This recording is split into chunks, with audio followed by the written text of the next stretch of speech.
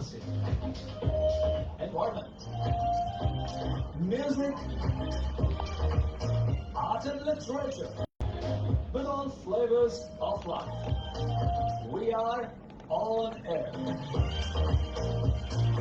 Planet FM 87.6.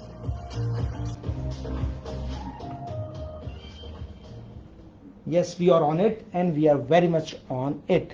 At the moment, you're listening to the show On the Go with RJ Zairana. You know, this show is presented to you each weekend, especially on Saturdays and Sundays. We are here with you people. And on Saturdays, we talk about books and authors. We talk about art and literature. On Sundays, we talk about tours and travel and tourism especially. We talk about diet and health. So health is very much important as far as our life is concerned. And you know, you have certain music as well, and music is always said that this is good for your soul. So there are certain things which are good for body, there are certain things which are good for soul. So you were listening to the song by Celine Dion. Celine Dion is a wonderful singer of all times, and especially you were listening to the song Titanic, and that Titanic song was basically, it's been almost 3 decades, but still the movie is having its reverb and recall value. And at the moment she is suffering from stiff person syndrome, and that syndrome is also kind of a disease which is possibly in very few people. So you know, diseases are always there. If God is blessing you, God is having some of your you can say tests are there. And it is not only the famous persons, or disease does not go with the poor or riches, it goes to everything. So as far as we are talking about different kind of diseases, so today we are going to talk about hepatitis especially. Why we are going to talk about hepatitis? Because today the world is celebrating World Hepatitis Day. You know, according to United Nations, according to WHO, there are different organizations which are working for health, for the prosperity of you can say prosperity and progress of our nations and countries, be it UNICEF, be it UNESCO, WHO, World Bank, and there are different FAO, Food and Agriculture Organization are there. So they mark certain days and they celebrate, and there are certain seminars and awareness campaigns on that particular thing. In the same line of action, it's time for the action is basically the theme of 2024 day of World Hepatitis Day. So that highlights the urgent needs for swift and decisive measures to tackle hepatitis on the global scale. So you can see that I am flanked with two of my venerated and honorable guests. So let me introduce first of all my guests who are around in my studio, and then we'll talk about hepatitis especially and all the things which are related to hepatitis. So preemptively, let me tell you that after skin, the largest part of body is your liver. Okay, and liver is kind of a vital organ among heart, stomach as well, and you have kidneys and lungs, and the whole world has witnessed corona especially, so we know the importance of lungs. But today we are going to talk about, first of all, hepatitis and all the related things. And you can catch us on Facebook Live, and you can have some comment, you can have some suggestion, and you can have some kind of question from our experts as well. So first on my left side, I have my guest Carey James. He has been the chief executive of World Hepatitis Alliance, and since 2019 he has served this organization, and it's a global network community-led organization in more than 100 countries. They are working, almost half of the world is being covered by them. You say 200 plus countries as we have. So WHO raises the voice of people and communities affected by viral hepatitis, advocates and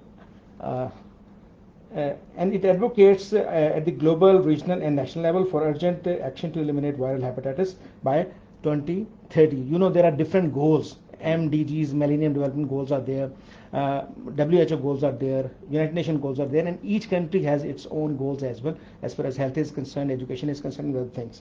So he's a civil society representative for the Global North on the steering committee of UHC 2030. So there is a long, you can say, introduction of him, but we'll try our level best. We don't go into the rhetoric, we go and talk to the person in actual, and we know the things.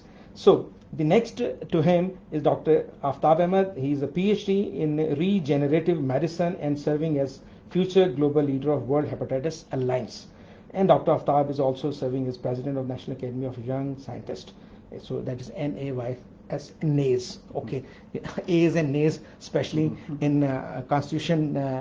These terms are there, especially in Parliament. A's and nays. So let's see that what this nays is there. And I think this is not the nays, this is yes as well. Yeah. Okay, so over to my guests.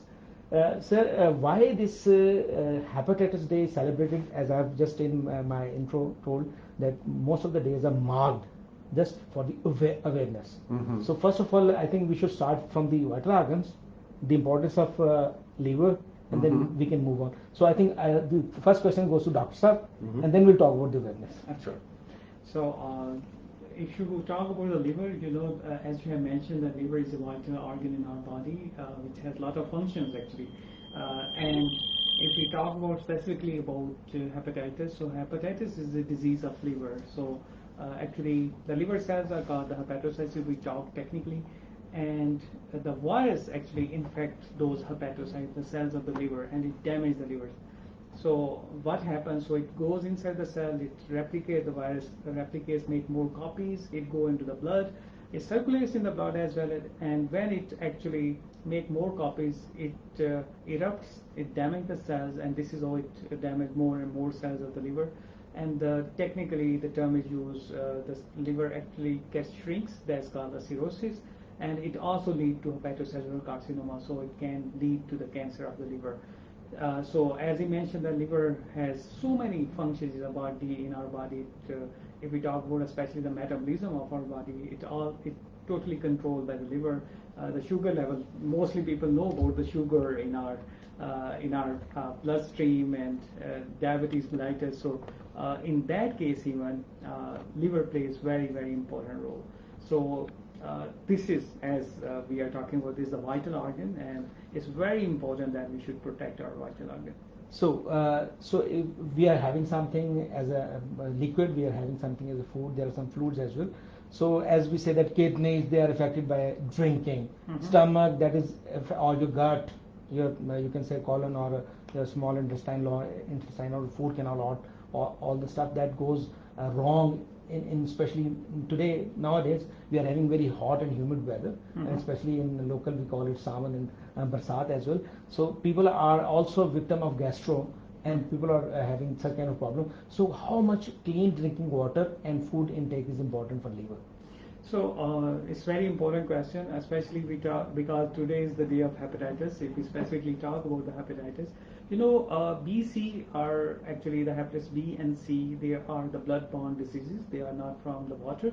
But hepatitis A is also very common in Pakistan, and hepatitis A actually comes from the food or the drinking water. So if our water is contaminated, just like we have a lot of lines of the water in our cities and in our villages, so if they become contaminated somehow, the virus can go into the drinking water, and if you consume those water, you can also get the virus in your body. So that's why clean and safe drinking water is very, very important if you have to protect yourself from hepatitis A. But we will talk more about hepatitis B and C during the show, so we'll talk more about those viruses and how they can protect us. Contagious or how much lethal they are. Yeah.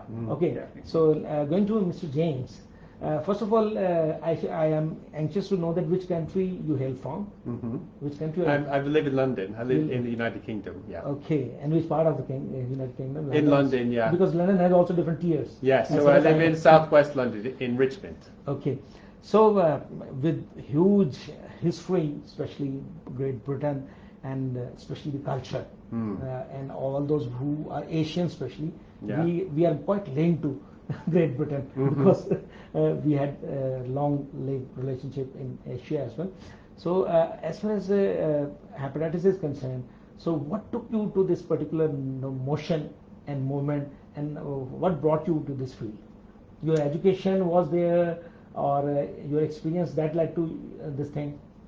I started in grassroots HIV organizations around the year 2000, really get involved with community mobilization and really showing the power that communities have to make a difference against the disease. So I worked on that for many years, and obviously there's a big crossover in many parts of the world between different infectious diseases. So hepatitis became more and more of my work there. And then I was very lucky and fortunate to have the opportunity to become the chief executive of the World Hepatitis Alliance in 2019. And it's really been the honor of my life to have this role and to fight this disease globally. And you are a medical practitioner as well or not? No, I really came up as a grassroots activist. Okay.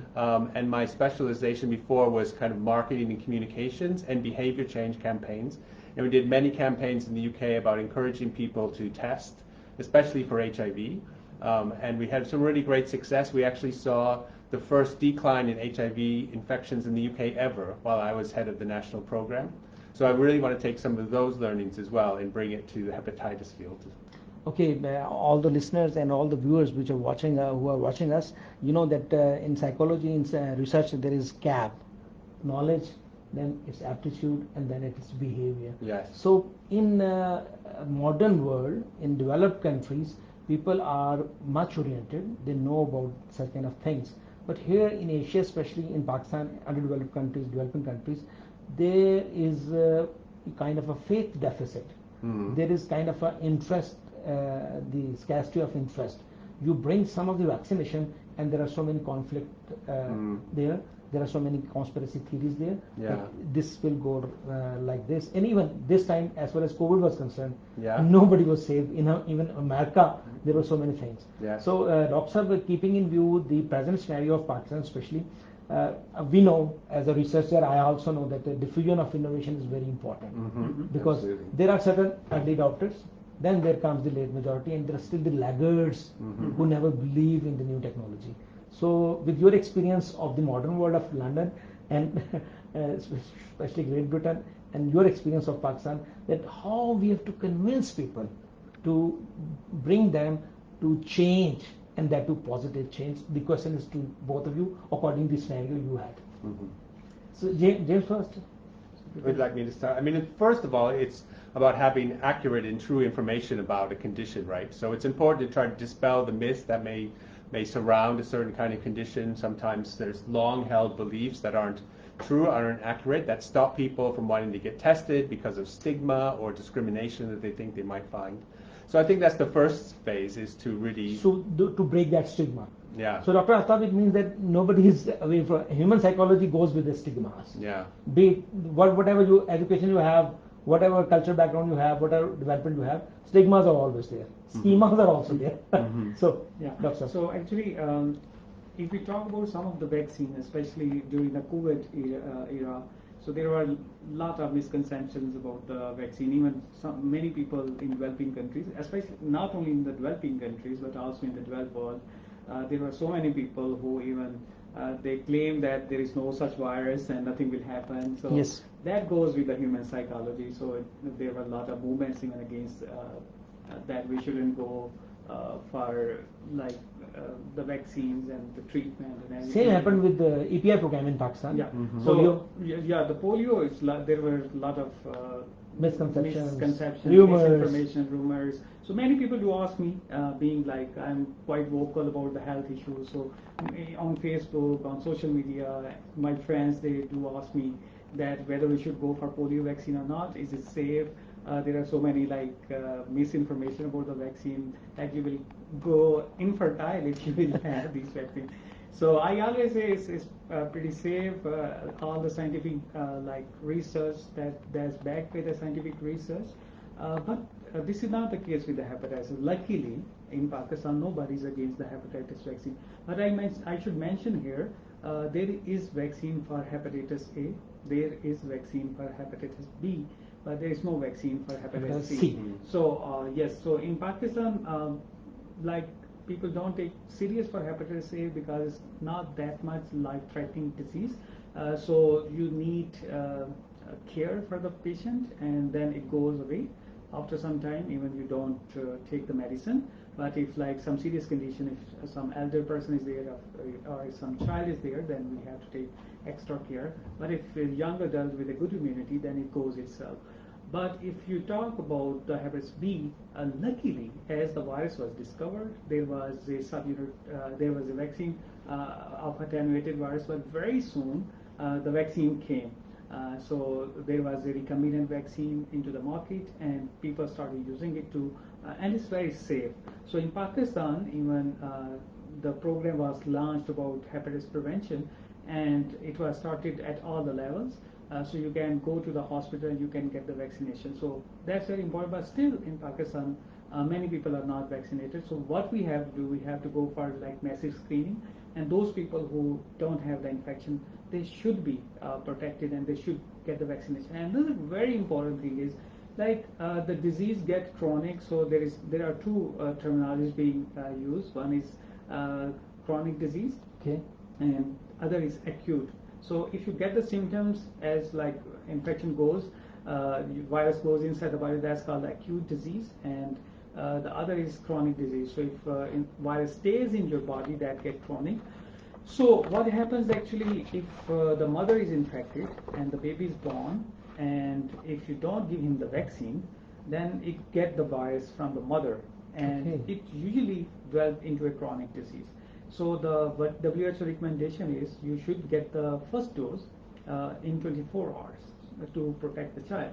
And in Pakistan, unfortunately, there is like yesterday we were in a meeting, so they told that is around 1% people they are just getting that vaccine, and it should be 100% in order to protect our community from hepatitis B. So it's very important that we should complete the program of vaccination in our country.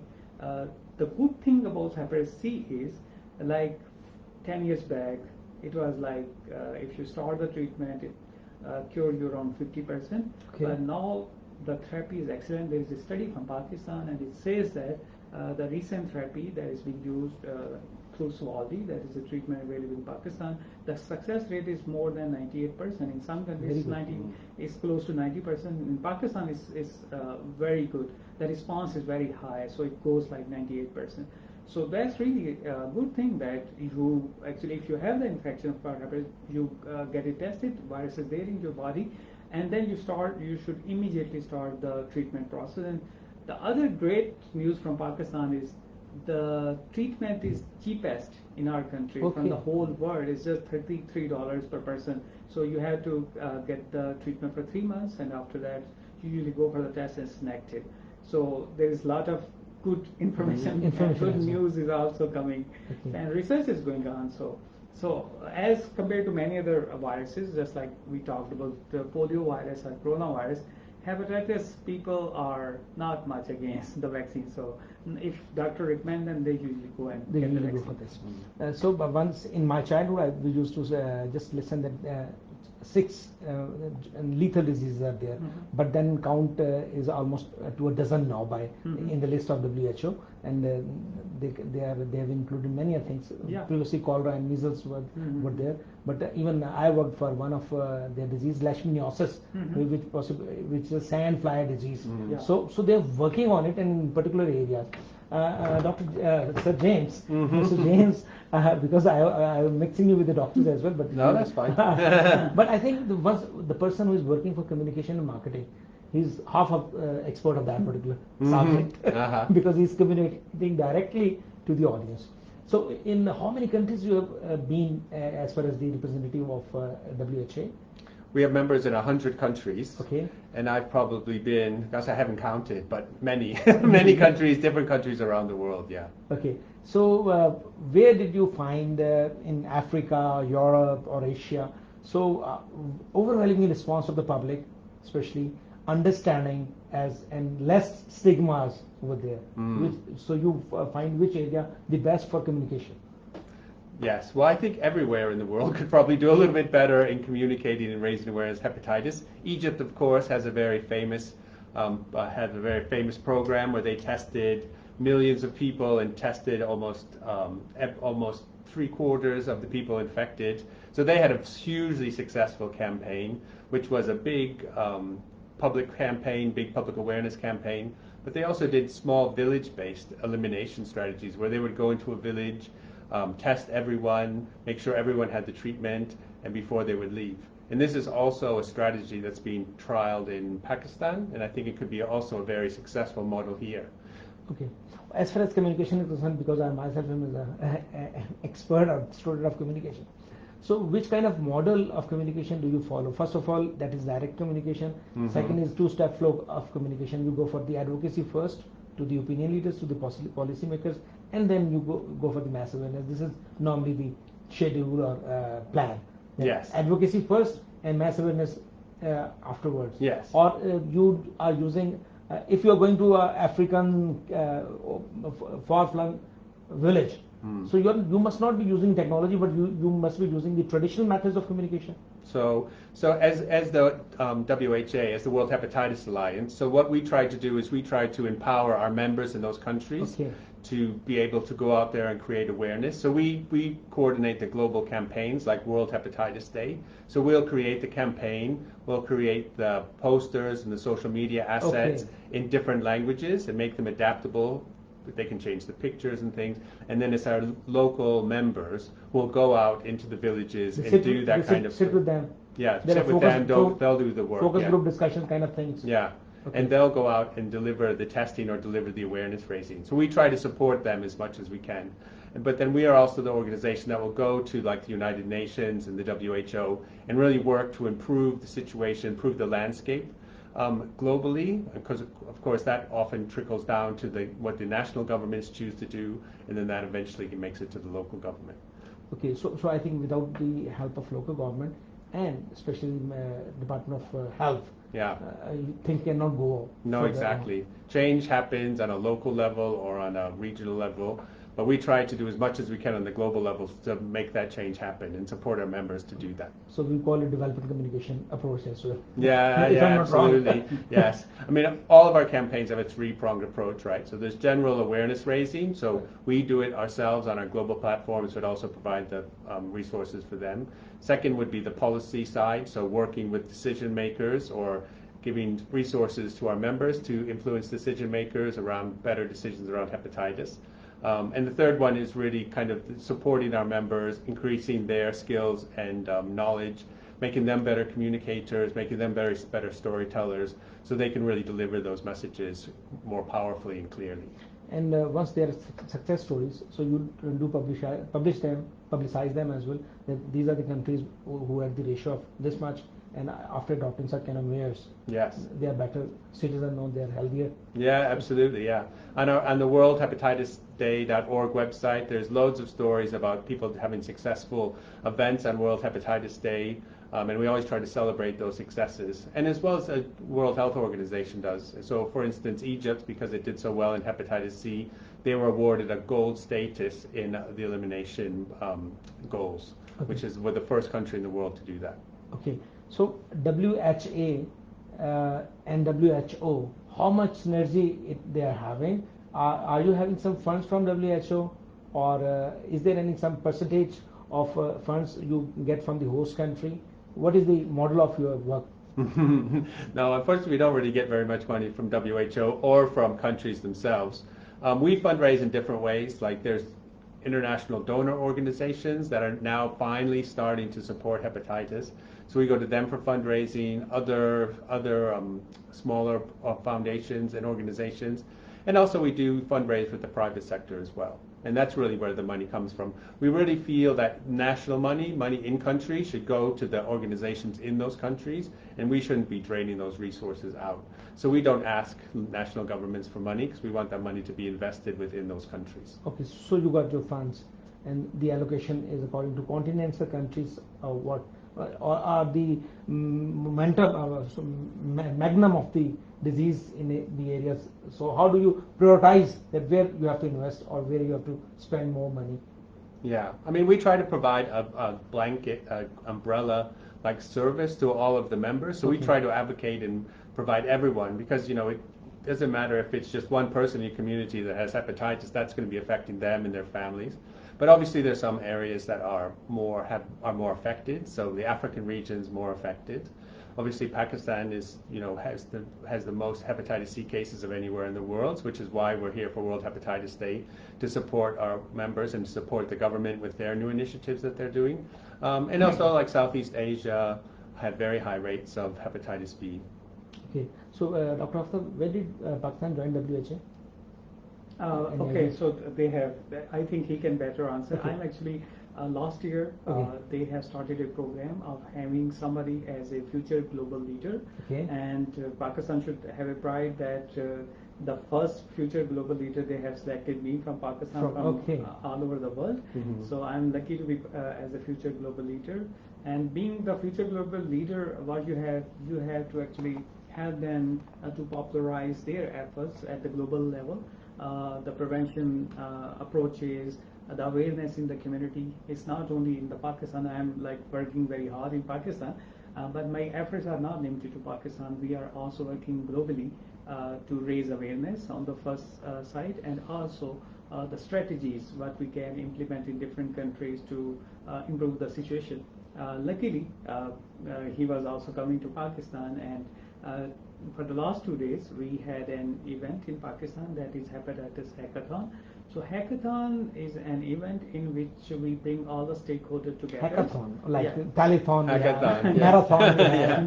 So hackathon. So Hackathon is an event, so we brought all the stakeholders together so we can innovate the ways in which we can raise the awareness in Pakistan. So we have the public health experts, we have the researchers with us, we have the policymakers, we have the private sector, we have WHO with us.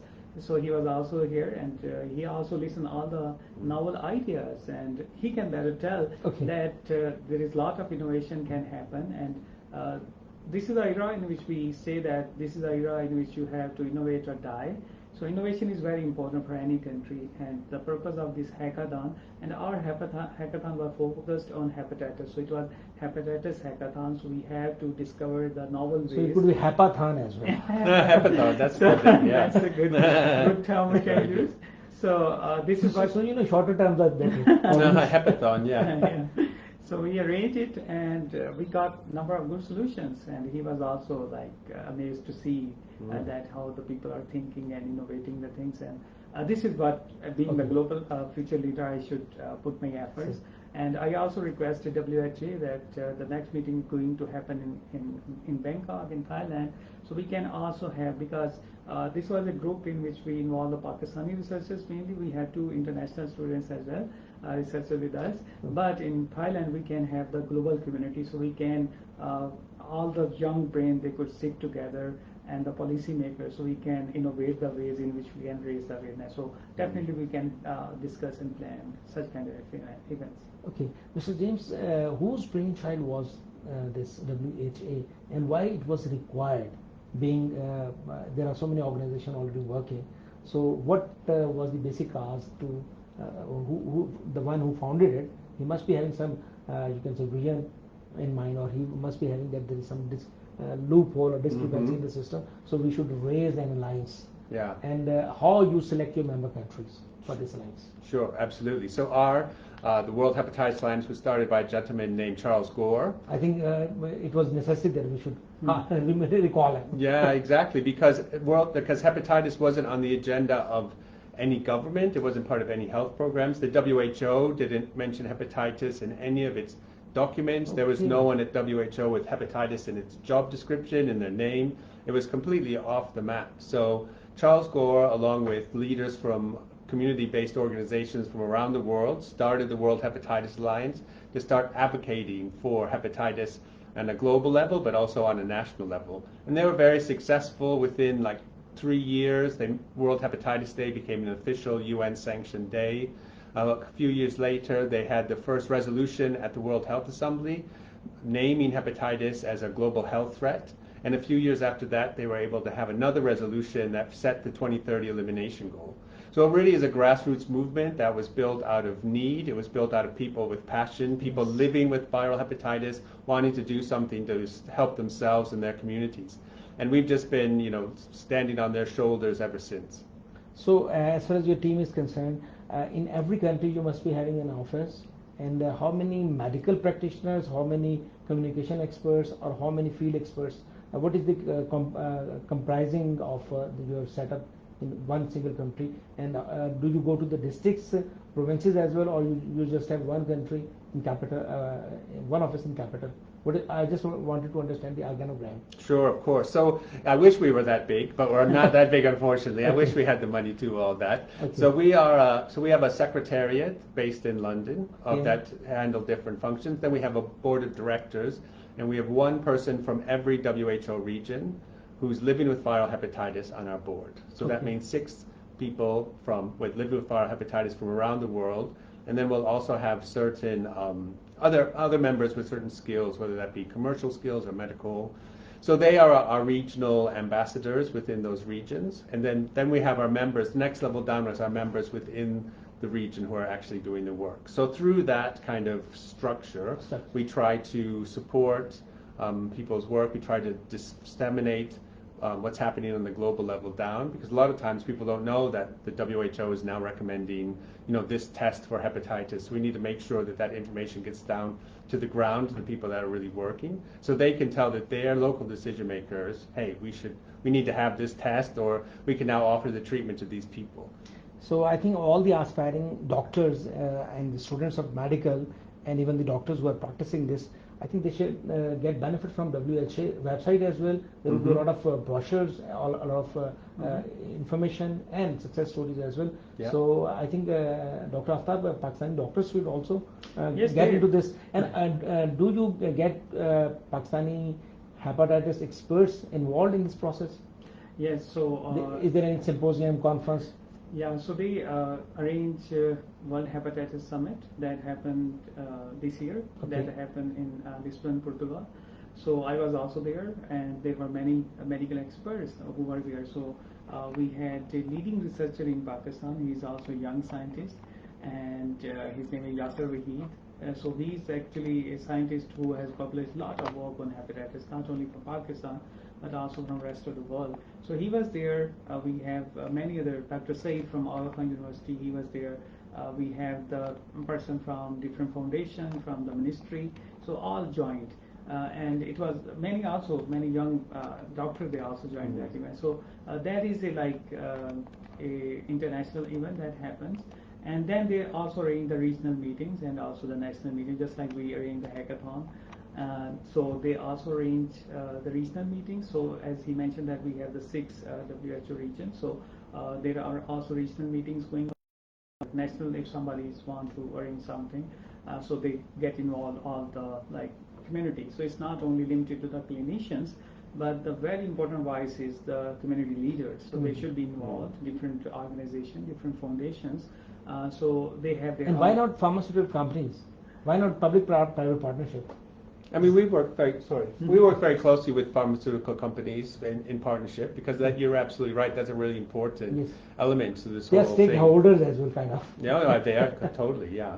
And I think it's very important in Pakistan, right, the private sector. Yeah, definitely. So in Pakistan, even all the stakeholders are involved. The government, they collaborate with the diagnostic industry, they collaborate with the pharmaceutical industry, because all have to act together. It's time for action, and all have to act together. So the diagnostic setups, they should come forward.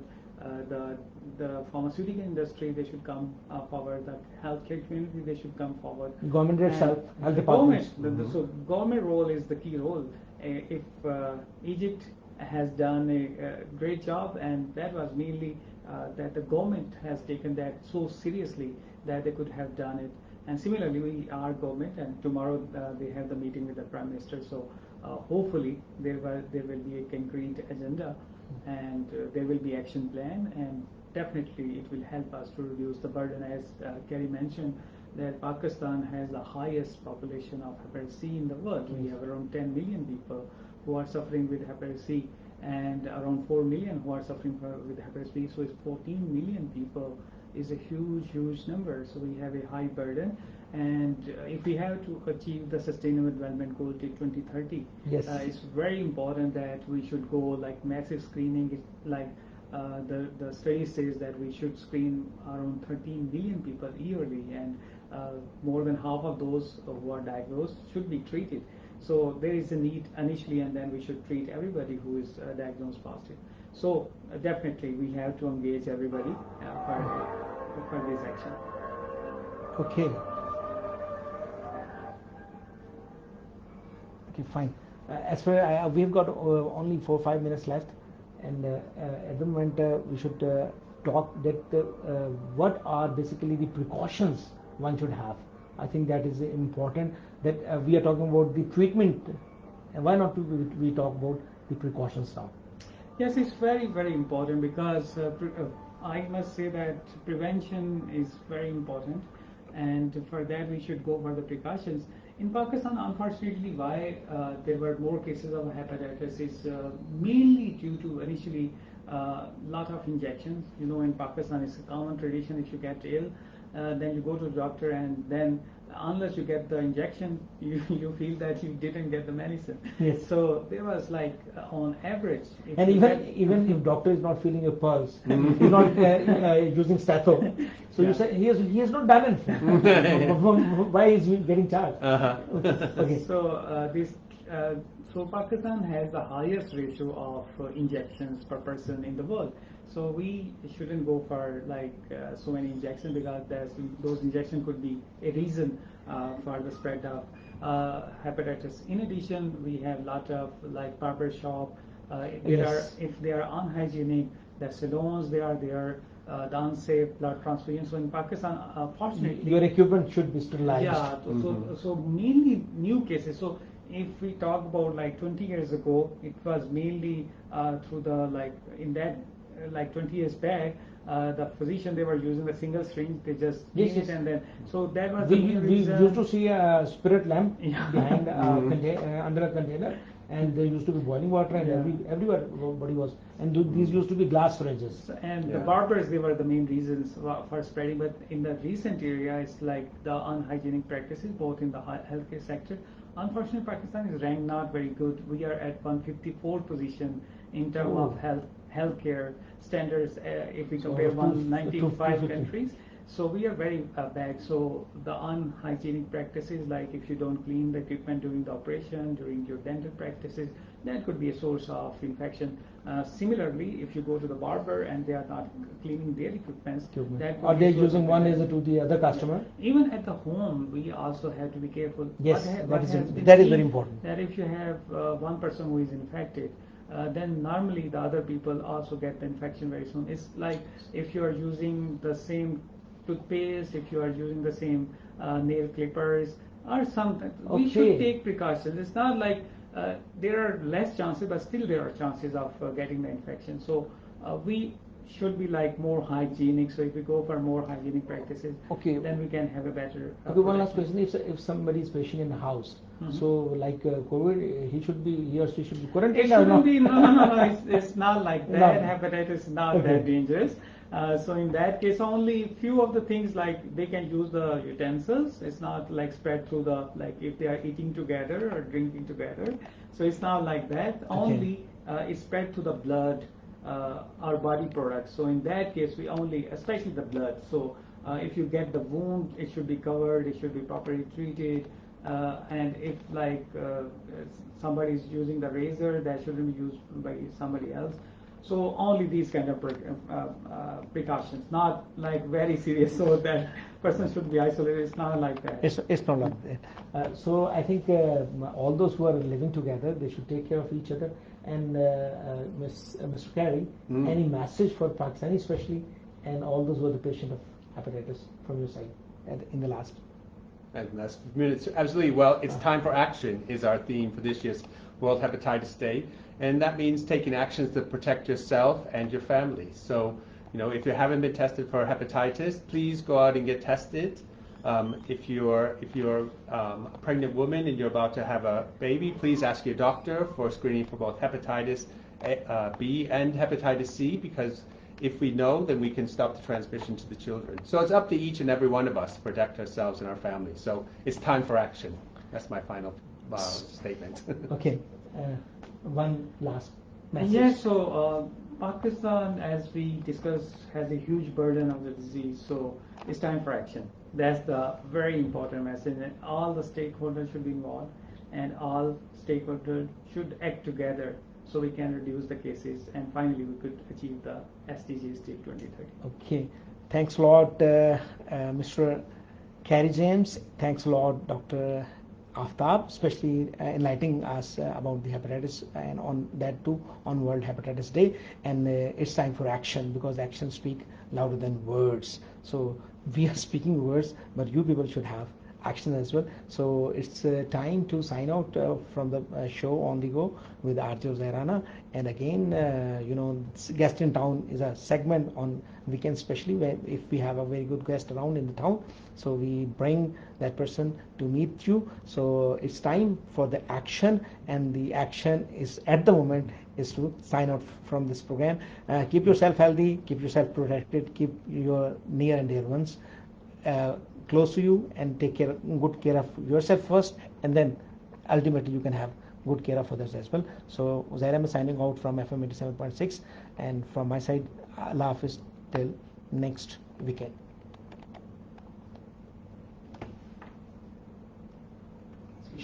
Allah Hafiz, stay blessed, long live Pakistan.